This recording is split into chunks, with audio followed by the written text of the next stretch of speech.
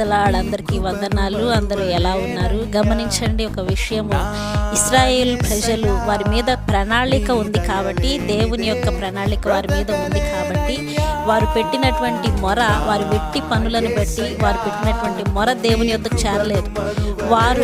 వారి యొక్క మొర, వారి ప్రార్థన దేవుని సన్నిధికి చేరులాగున వారు మొర పెట్టారు. వారి యొక్క నిట్టూర్పులు నిర్గమకాండం 2:23 ఉంటుంది. వారి నిట్టూర్పులు, వారి వెట్టి పనులను బట్టి వారి నిట్టూర్పులు దేవుని సన్నిధికి చేరే విధంగా మొరపెట్టారు. మనం ప్రార్థన చేస్తే పరలోకము దిగి వచ్చే విధంగా ఉండాలి. మన ప్రార్థన దేవుని సన్నిధిలో చేరే విధంగా ఉండాలి. మన ప్రార్థన పట్టుదల కలిగి ఉండాలి. ఏదైతే దేవుడిని అడుగుతున్నామో క్షుణ్ణంగా అది దేవుడి ఇచ్చులాగున ఉండాలి. గమనించండి, నీ సిచ్యువేషన్ని నువ్వు యాక్సెప్ట్ చేసి నువ్వు అట్లాగే ఉండిపోవద్దు. ఒకవేళ నీకు ఆ సిచ్యువేషన్ నచ్చలేదు, నువ్వు బాధలో ఉన్నావు, నువ్వు ఇబ్బందిలో ఉన్నావు, అందులో నువ్వు భరిస్తున్నావు, ఆ సిచ్యువేషన్ భరిస్తున్నావు, నువ్వు అట్లా భరించి ఉండాల్సిన అవసరం లేదు. నువ్వు దేవుణ్ణి అడగాలి.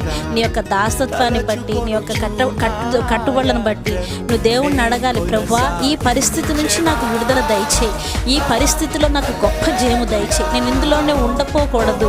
చాలామంది అనుకుంటారు, ఈ జీవితం ఇక ఇంతేలే, ఇలాగే వెళ్ళిపోదాము అనుకుంటారు. అది కరెక్ట్ కాదు. నీ జీవితం అంతే కాదు. నువ్వు మొరపెడితే, దేవుని సన్నిధిలో నువ్వు ప్రార్థన చేస్తే దేవుడు నీకు గొప్ప జయాన్ని ఇస్తాడు. ఎవరైతే పట్టుదల కలిగి దేవుని సన్నిధిలో ఆసక్తికరంగా ప్రార్థిస్తూ ఉంటారో వారి జీవితంలో గొప్ప జయం కలుగుతుంది. ఆ విధంగా మీరు పరలోకము దిగి వచ్చే విధంగా ప్రార్థన చేయాలి.